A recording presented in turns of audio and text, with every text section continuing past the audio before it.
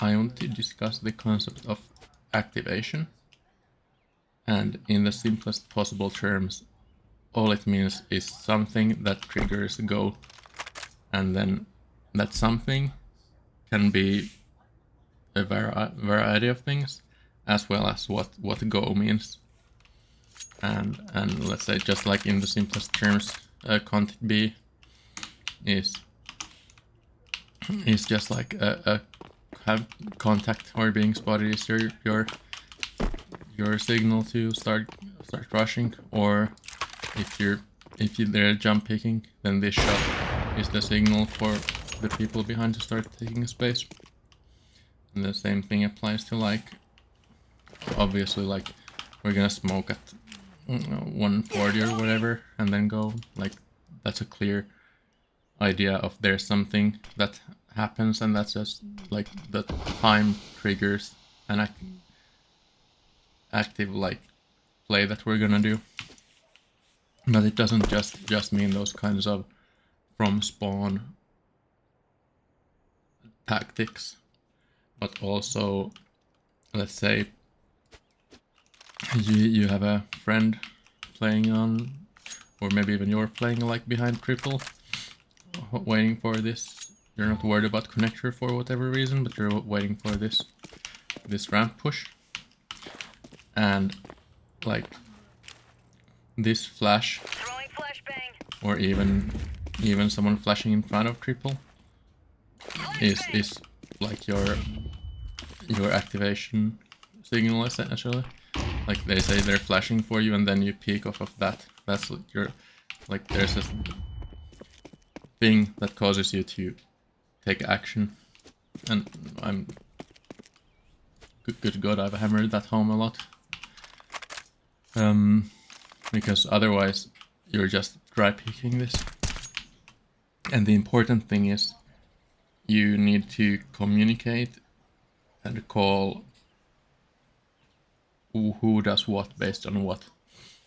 Like here it's simply I'm flashing for you or for your peak, and that doesn't mean go out and the flash will pop. It means wait for the flash to pop and then go out.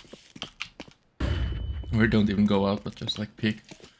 And it can also mean, like, in a crossfire here, say you're in a post plant situation and you've got a friend playing here, and you're playing here somewhere. It's just and they're walking, dudes walking stairs or through a jungle there, and you're calling like which one of you, and it's probably gonna be this guy in this situation. I'm gonna explain soon, but then like which one of you peeks on whose contact, so you can make sure that first of all you're peeking at the same time. When the guy comes here, that this guy pops out or takes the fight either way, and what happens is then this guy swings and you're creating a crossfire here where he can't fight both of you separately, essentially making the round theoretically unlosable for you, unless he does some crazy ass shit. And what was I gonna say about oh well, can't be too important if I forgot it. But the point of doing it like that is avoiding miscommunication, where you're both out in the open, you're both like the point of calling out, this guy calls out I'm gonna peek on you, or this guy calls hide and peek on me, is that if you're both just in the open right now, like this, waiting for the guy to come, then what can happen is maybe they just manage to get 2 1v1s diffuse and you feel like a bunch of idiots. And that's the simple sort of it's not even a bait and switch, it's just like activating on the other person's contact, and that's something that is good to call out, but you can also get a feel for it where you can, in a 2v1, you can do it without communicating, but it's always better to call it out. You can use the same principle, well, it's not the exact same thing, but kind of like, this is a simple, say, bait and switch, where you have a guy there in the light round here. Say you have a good information, you have a guy who pushed up here, you know they're gonna come A, and you might be like letting this guy take first contact, just doing their best not to die, maybe even just jump spotting it somewhere, and that guy is basically just bait for this guy. And the important part about the setup like this is the bait here reactivates after, so you're not fighting, you're still fighting like 2v1 or whatever, so you're like still active.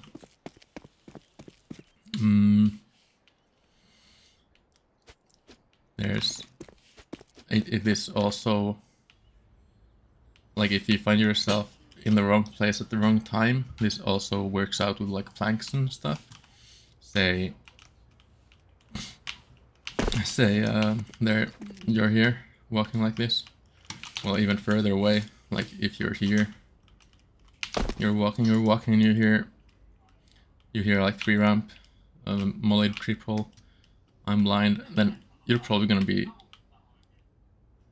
like, you probably need to take a risk, get some kind of a move on here.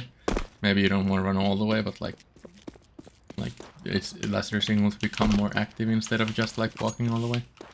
Or like if you made it all the way here, but you're afraid that they're there, then you're waiting for some kind of signal to activate into peeking into this.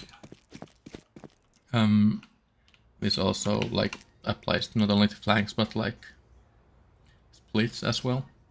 If you're doing a B split and there's a guy, you have 2 people going through apps, you have 3 people going through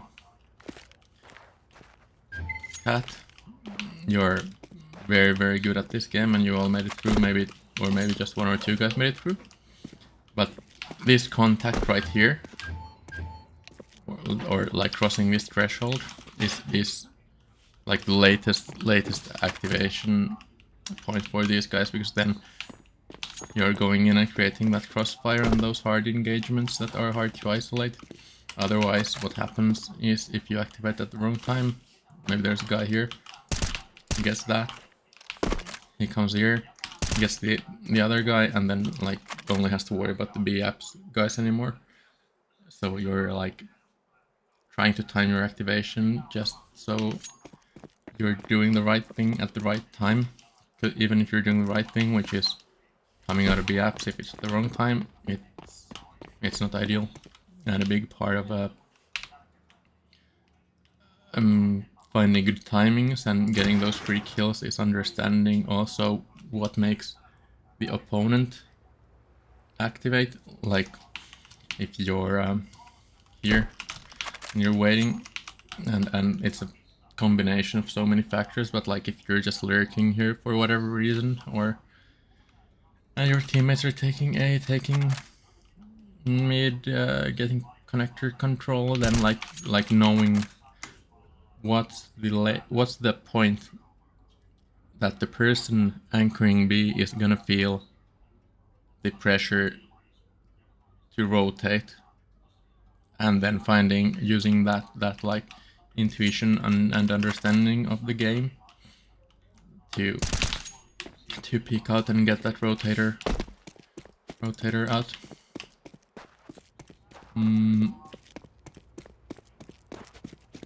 And one thing, like, it's good to understand when you are supposed to activate. Another like important factor in in becoming a good team player is understanding how to become a support linchpin to activate your other teammates. And what I mean by this is it's basic like in its simplest form, it's flashing, right? Like, can you flash over connector? Yeah, or I'm flashing over con, and then that guy either understands what that means or he doesn't. And but it can also mean you have there's an op there. It can mean like run boosting, calling run boost to become the bait. It can mean, you know, like there's a slight gap somewhere, like you're over here and there's a guy oping there, they're out of util, you need to cross this. It can be as simple as I'm gonna jump over this gap and then your teammate gets the kill, just stuff like that. And also mean like understanding the exceptions to certain rules that seem hard and fast, and one of them is that I would recommend like your what are these? Ramp players in an A take are the first point of contact usually, unless you're doing some like funky stuff, but like, and then because otherwise this guy's gonna be trained in on at an unfortunate angle. But if they are putting a lot of pressure down and this smoke, then you should understand that the amount of pressure that they're putting in, like the need to activate supersedes the fact that you're smoked in, because you can probably like oftentimes find a frag just by coming out here and killing someone on triple or default fighting these guys.